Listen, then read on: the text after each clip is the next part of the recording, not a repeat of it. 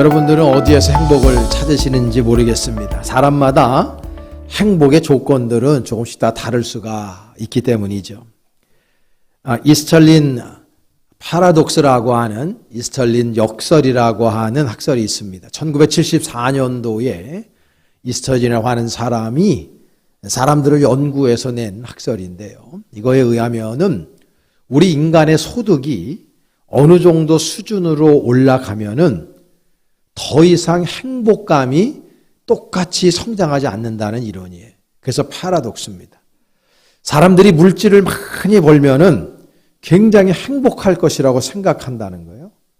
그런데 물질을 많이 벌면 그만큼 더 행복해질 줄로 알았는데 인간의 소득 수준이 어느 정도 올라가면 그 이상으로는 절대로 행복감을 더 이상 느끼지 못한다라는 거예요. 여러분 돈 많이 벌고 싶으시죠? 부자 되고 싶으시죠? 여러분 그 부자 되면 행복할 것이라고 생각하지만 편리할 수는 있어도 행복 지수는요 어느 정도 수준에서는 사람이 멈춘다는 거예요. 그러니까 여러분 왜 그러냐면 왜 그런 현상이 생기냐 하면은 인간은 육신만 입고 있는 존재가 아니기 때문이라는 것을 단적으로 증거해 주는 거예요. 우리 인간은 영혼의 동물이라는 것을 기억해야 되는 것이죠. 그러니까 우리가 날마다 우리의 마음속에서 기쁨과 소망과 행복감이 샘솟듯이 넘쳐나기 위해서는 단순히 물질의 축복을 받는 것에서 더 지나서 우리는 영의 축복을 받아야 되는 존재라는 것을 우리에게 가르쳐주고 있는 겁니다. 우리 신앙인들이 언제 영의 복을 받습니까? 바로 이 예배 시간이 되는 것이죠. 그래서 이 예배가 그토록 중요한 겁니다. 우리 인간 존재에 있어서 예배만큼 중요한 행위는 없다는 것을 우리가 기억하시고 오늘도 이 예배 행위 가운데에 여러분들 안에 기쁨과 소망과 행복이 넘쳐나실 수 있기를 간절히 축원합니다. 꽤 오래된 책인데요. 김남준 목사님의 예배의 감격에 빠져라. 제가 이거 꽤 오래전에 우리 교우들과 서로 함께 나눈 적이 있습니다. 이 책에 보면은 18세기의 영국의 최고의 설교가가 두 명이 있는데 하나 우리 요하네슬레 목사님이고요. 또 하나는 조지 휘플드라고 하는 분이 있는데 이 휘플드라고 하는 분이 자기 점검표를 15개를 만들어 가지고 날마다 자기 스스로를 점검을 했어요. 그 내용이 저 책에 나오는데 뭐 다 할 시간은 없고 한 5가지만 말씀드릴게요. 한번 들어보세요. 조지 히필드 목사님이 자기 자신을 점검하는 거예요. 첫 번째 뭐냐면 나는 정해놓은 시간에 기도했느냐. 스스로 점검하는 거예요. 두 번째로는 내가 지금 하는 모든 행동이 우리 하나님 아버지 앞에 영광을 올려드리는 행위인가. 이걸 점검을 했어요.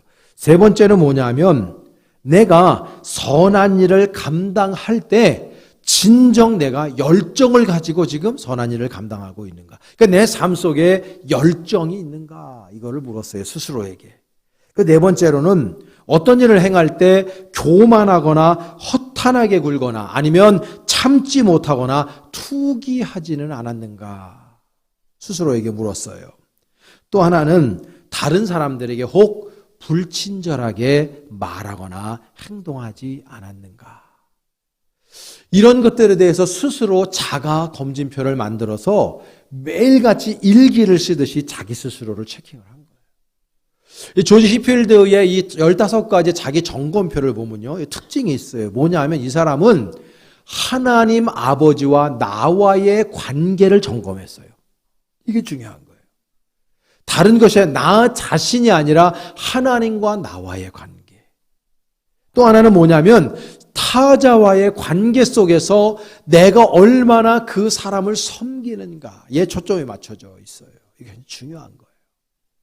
여러분 대부분의 사람들은요 그런 생각하잖아요. 내가 자가 개발을 위해서 나는 얼마나 시간을 투자했는가 뭐 이런 거. 대부분 보면 그게 물질과 다 통해 있어요. 그래서 나 자신을 발전시키려고 하는 뭐 그것이 다 나쁜 거는 아닌데요. 조지 히필드 같은 훌륭한 신앙인들은 하나님과의 관계 속에서 나 자신을 점검하고 있다는 거 우리가 기억해야 되는 것이죠. 제가 이 책을 다시 한번 꺼내 읽으면서 제가 이 설교 준비하며 저 자신에게 한번 물었어요. 저 자신에게 예배의 중심, 예수님 중심, 하나님 중심을 한번 물었어요. 여러분들도 한번 제가 묻는 거 한번 여러분들도 스스로 점검해 보세요. 지금 나는 이 예배 때 은혜를 경험하고 있는가? 이거 물어야 돼요. 목사인 저도 하나님의 말씀을 증거하고 있지만 지금 이 순간에 말씀을 증거하면서 한 사람의 예배자로 저도 이 예배에 참여하고 있거든요. 그럴 때 스스로에게 묻는 거예요. 나는 지금 이 예배에 은혜 받고 있는가라는 거예요.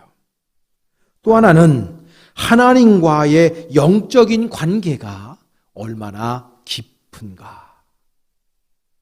나와 하나님과의 영적인 관계가 얼마나 깊이가 있는가라는 거예요. 또 하나는 나는 지금 예배를 올바르게 드리고 있는가. 올바르게 드리고 있는가. 제가 오늘 이 제목을 바른 예배라고 정했는데요. 나는 지금 바른 예배를 드리고 있는가. 이거 물어야 돼요. 또 하나는 나는 지금 예배를 감격과 기쁨과 감사 가운데 드리고 있는가.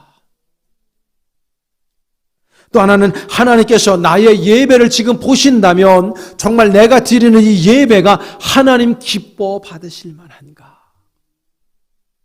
이거 물어야 됩니다. 또 하나는 하나님의 말씀이 선포될 때에 나는 온 인격으로 그 말씀에 아멘으로 긍정으로 화답하고 있는가? 내가 드리는 예배를 통해서 나의 삶에 절대적으로 아름다우며 향기로운 긍정의 에너지를 지금 이 예배가 만들어내고 있는가? 이런 질문을 우리가 우리 스스로에게 해야 되는 것입니다. 점검해야 되는 거죠. 왜냐하면 예배는 우리 인생들에게 가장 귀한 작업이기 때문이에요. 예배처럼 중요한 게 없어요. 하나님과의 깊이 있는 영적인 관계를 깨닫게 되면요. 돈 버는 거 중요하죠. 가정생활 행복하게 하는 거 중요해요. 여러분 사업 잘하는 거 중요해요. 여러분 대인관계 좋게 맺는 거 다 중요해요. 직장생활 하는 거 다 중요해요. 다 중요한데 그것보다 더 중요한 게 예배라는 것을 깨닫게 돼요. 왜냐하면 하나님과의 관계가 올곧게 설정되지 않으면 우리의 삶에서 아무리 여러분들이 분투 노력을 해도 다 헛것에 불과하기 때문이에요. 그래서 예배는 너무너무나 중요한 거예요. 더 이상 중요할 게 없어요. 여러분 우리가 이 육신의 장막을 벗고 예수님께서 재림하시고 우리가 부활체를 입고 하나님께서 예배하신 그 처소에 들어가서 영원토록 해야 될 단 한 가지 작업이 뭔지 아세요? 성경에 보면 그게 예배라고 그랬어요. 예배. 선지자 예레미야는 눈물의 선지자로 불리죠. 주전 7세기 이미 북이스라엘은 아수르라고 하는 나라에게 BC 721년 혹은 722년에 망했습니다. 그리고 우리가 역사학적으로 보게 되더라도 남유다가 결국은 바벨론의 느부갓네살 왕에게 587년 혹은 586년에 망해요. 지금 이 예레미야 선지자는 바벨론의 느부갓네살 왕에게 망하기 직전에 이스라엘 백성들을 향해서 외쳤던 선지자였어요. 자신의 백성입니다. 그리고 선민 이스라엘입니다. 하나님이 지극히 사랑한 백성입니다. 그 사랑하는 자신의 조국, 그 자신의 백성들을 향해서 심판을 외쳐야 되는 이 선지자의 마음이 얼마나 아팠을까. 저도 목회를 하면서 말씀을 증거하는 사람이지만 날마다 우리 교인들을 다 칭찬해 주고 싶어요. 이 강단에서 여러분들이 하는 모든 일들이 복을 받고 여러분들이 하는 사업이 날마다 축복받고 여러분들의 인생이 축복받길 원한다고 날마다 여러분들 귀에 즐거운 말씀을 전하고 싶어요. 근데 예레미야도 왜 그 마음이 없었겠어요? 근데 이스라엘 백성들의 삶이 하나님 보시기에 너무 터무니없이 잘못된 삶을 살아가고 있어요. 그러니까 하나님의 말씀을 받고 그 말씀을 태어나다 보니까 이스라엘 백성들에게 심판을 선언하지 않을 수가 없는 거예요. 그랬을 때 이 예레미야 마음이 얼마나 아팠을까 생각해요. 회개하고 돌아오라고. 왜 자꾸 바알신을 섬기냐고. 왜 자꾸 하나님의 말씀에 어긋나는 행위를 하면서 살아가냐고. 돌이키면은 살겠는데 하나님 아버지께서 회개하고 돌아오면 그 이스라엘을 망하지 않게 하고 거기에서 여전히 살 수 있도록 해주겠다고 주님께서 말씀하고 있는데 왜 하나님의 말씀에 불복종하냐고. 제발 회개하고 돌아오라고. 자신의 자리를 찾으라고.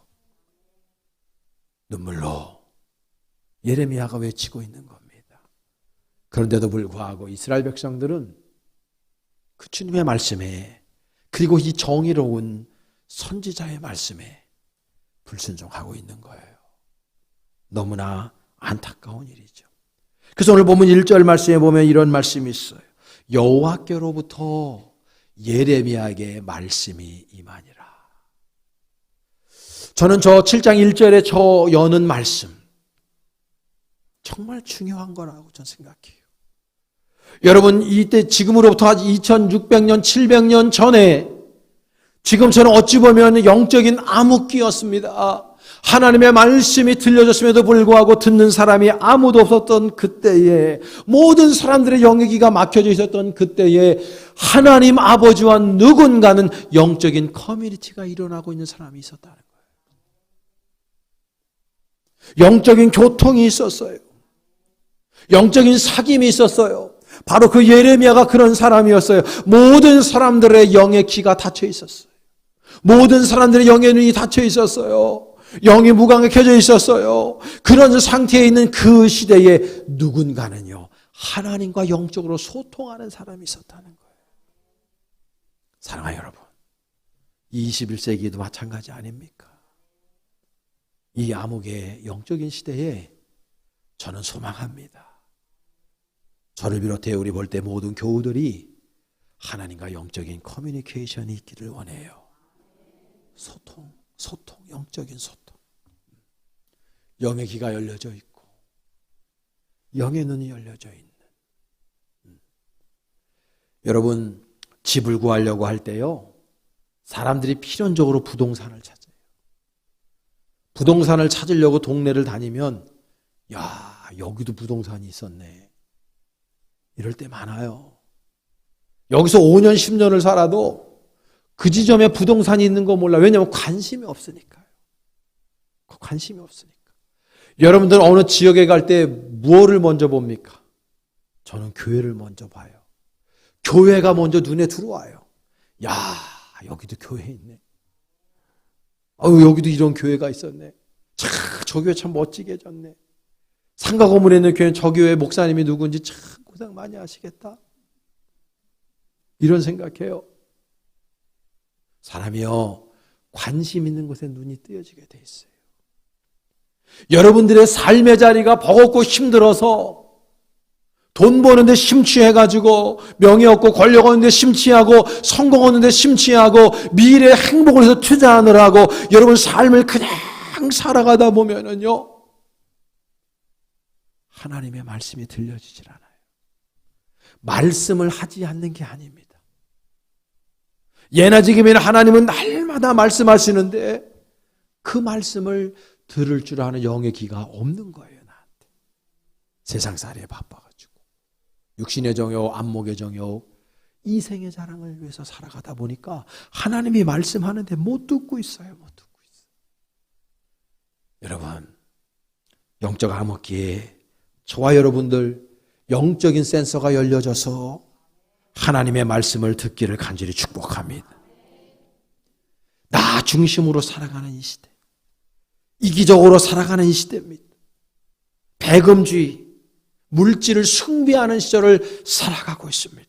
성공지향적인 세상을 살아가고 있습니다. 전혀 이타적이지 않은 삶을 살아가고 있습니다. 타자를 존중하지 않는 삶입니다. 나 자신만, 그저 내 가족만 잘 살면 된다라고 생각하고 살아가는 이 세상입니다. 그렇기 때문에 우리는요, 영적으로 키가 다치는 거예요. 눈이 멀게 되어져 있는 거예요. 영적 장애를 느끼고 있는 거예요. 여러분, 이 시절에 여러분들의 영의 눈이 열려져서 하나님을 바라보실 수 있기를 바라고, 영의 귀가 열려져서 하나님의 음성을 이 시대에 듣는 이 시대의 예레미야들이 될 수 있기를 간절히 축원합니다. 참 우리 그리스도인들이 문제가 참 많아요. 오늘 본문 2절에 보면은요, 이렇게 되어져 있어요. 너는 여호와의 진문에 서서 이 말을 선포하여 이르기를, 여호와께 예배하러 이 문으로 들어가는 유다 사람들아, 여호와의 말씀을 들으라. 이렇게 외치라고 해요. 하나님께서 예레미야에게. 난 크리스찬들이 아니라 크리스찬들에게 얘기하는 거예요. 저 성전문에 서서 성전문에 왔다 갔다 하는, 예배당을 왔다 갔다 하는 사람들에게 외치라고 이야기하고 있는 거예요. 뭐라고 외치라고 하느냐? 오늘 본문의 3절 말씀에 나와 있어요. 우리 다 같이 한번 합독해 봅니다.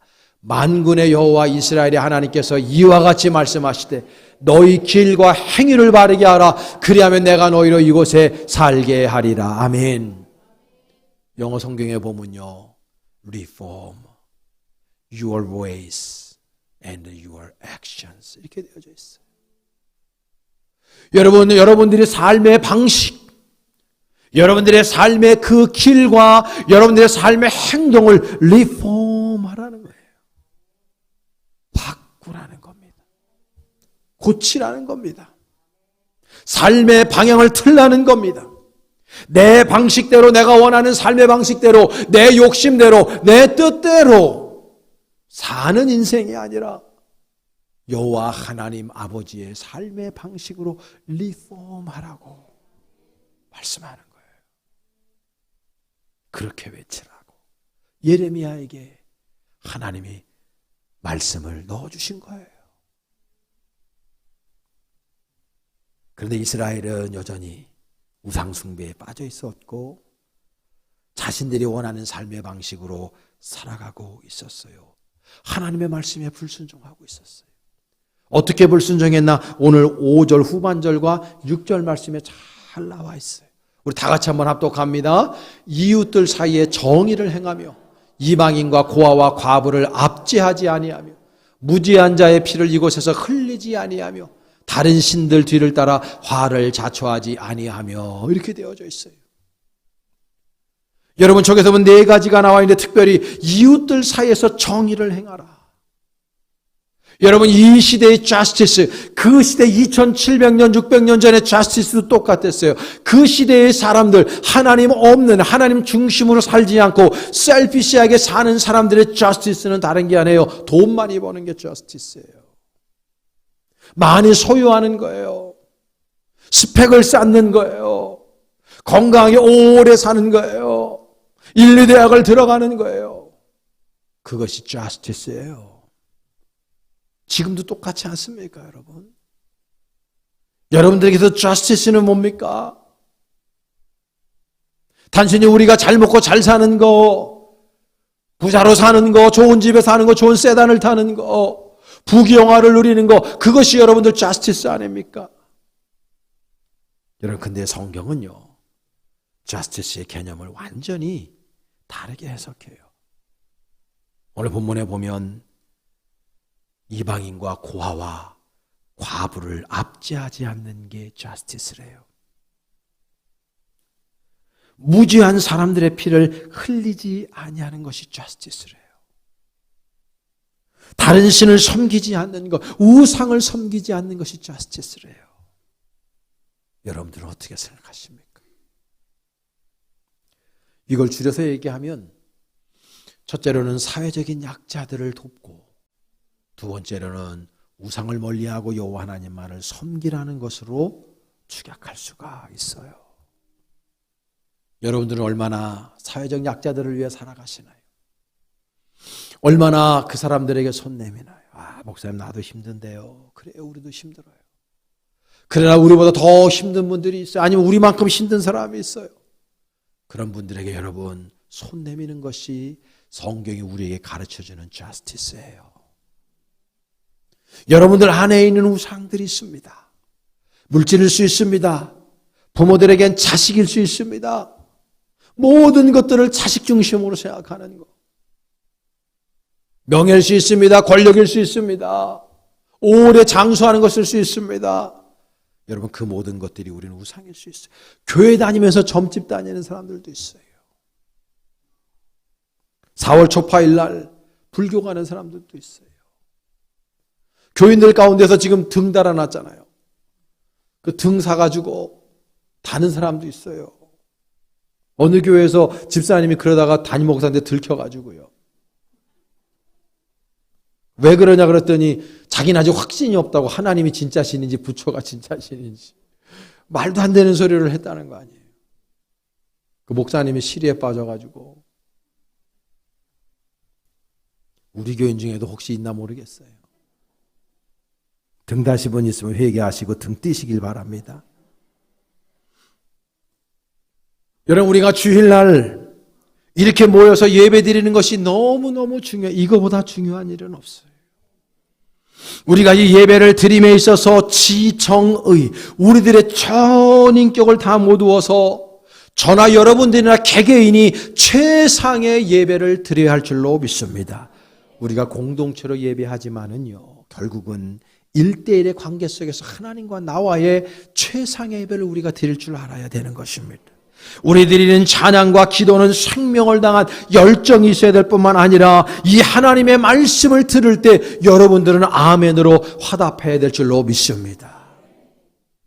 여러분 오늘도 제가 말씀을 증거할 때 설교자가 혼자 설교하고 여러분들은 일방적으로 들어요.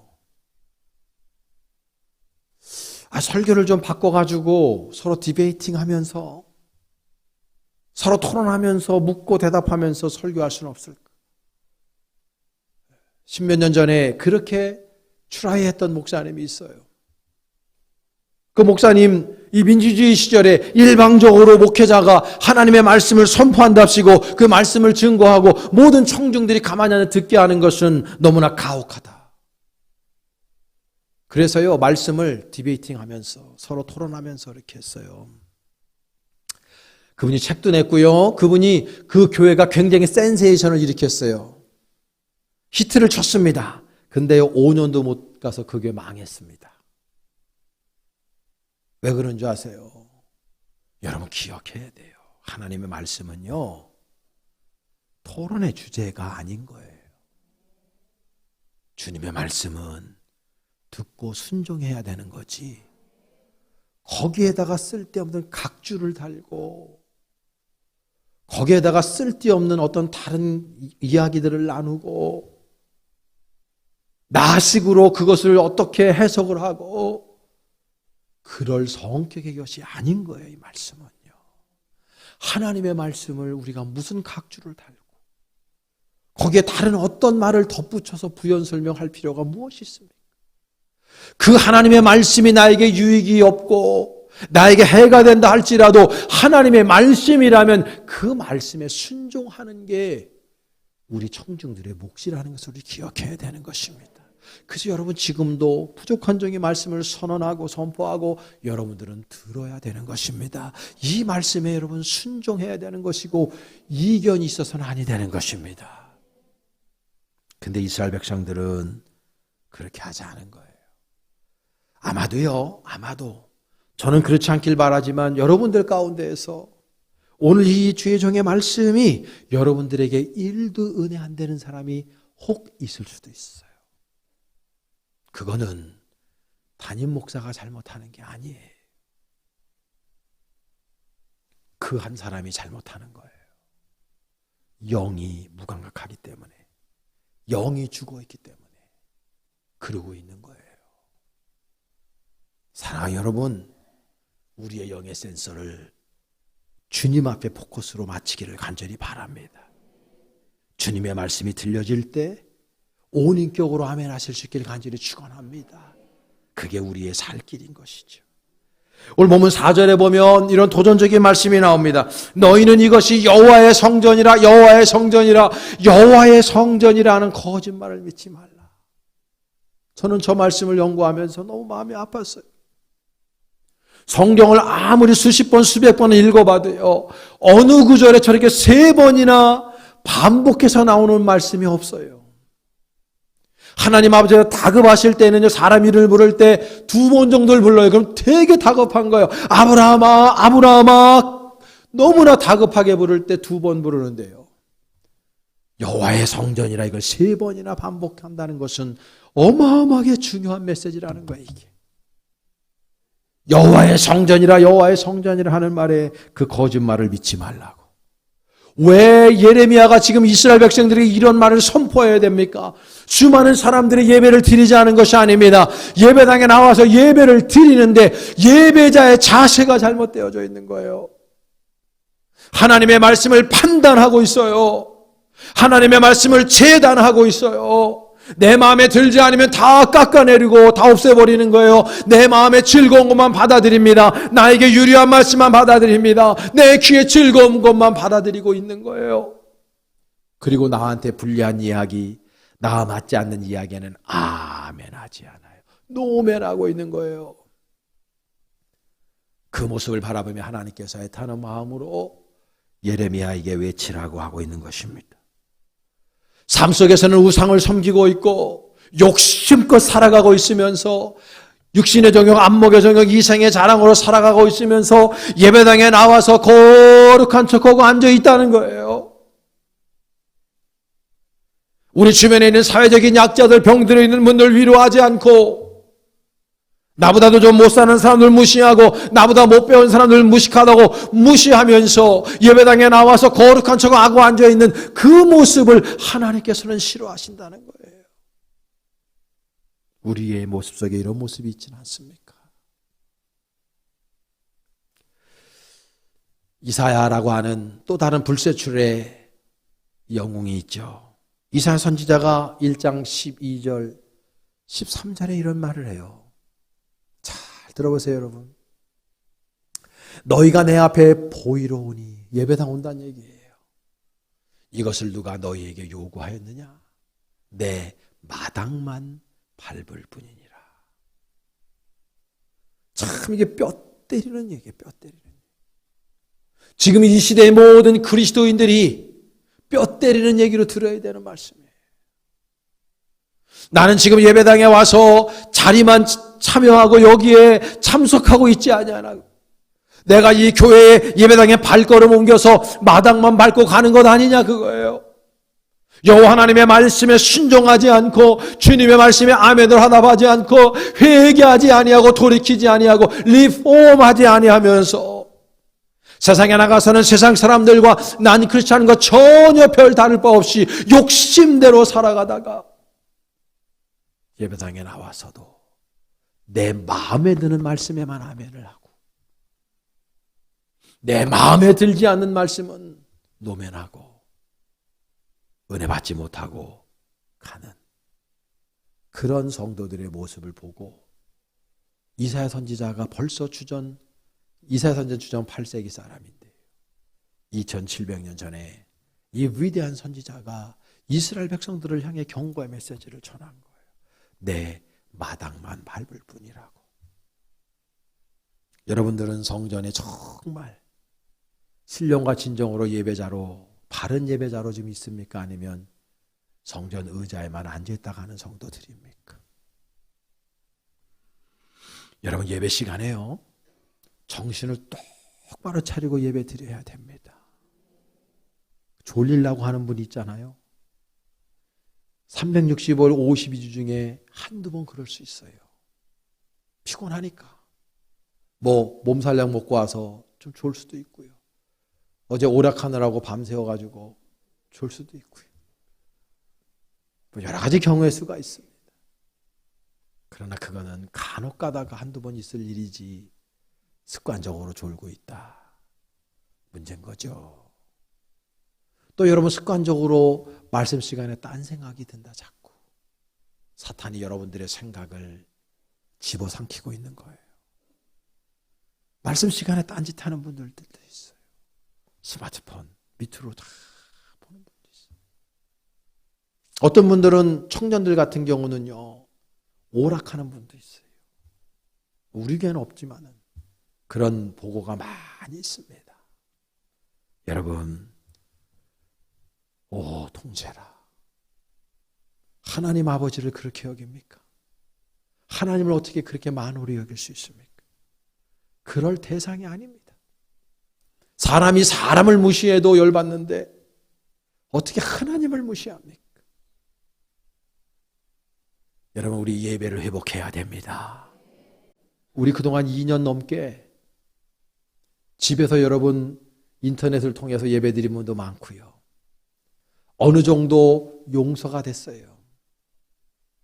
근데 이제 예배가 회복이 되는데 여러분, 예배는요 생명 걸고 드려야 되는 겁니다. 생명을 걸어야 되는 거예요. 바른 예배자. 여러분, 우리가 예배 드릴 때 최선을 다해 예배 드릴 뿐만 아니라 여러분들의 삶의 자리에서도 여러분 사회적인 약자들, 소외된 사람들, 아파서 울고 있는 사람들, 절규하고 있는 사람들, 여러분 그 사람들에게 손 내미시고 예수님의 사랑으로 다가가서 그들을 품에 안고 위로하는 그런 삶을 살 때 진정한 예배자가 되고, 그런 모습으로 다시금 예배당에 와서 감격스러운 마음으로 하나님 앞에 예배하고 찬송할 때 하나님께서 우리의 예배를 받으실 줄로 믿습니다. 저는 소원합니다. 우리 벌떼의 모든 교우들이 정말 바른 예배자가 될 수 있기를, 저도 여러분도 그래서 하나님 아버지 앞에 정말 충직스러운 종이라 칭찬 듣고 일평생을 그리고 영원토록 바른 예배자로 살아가 하나님 영광 드러내는 저와 여러분의 인생 여정이 될 수 있기를 주님의 이름으로 간절히 축원합니다.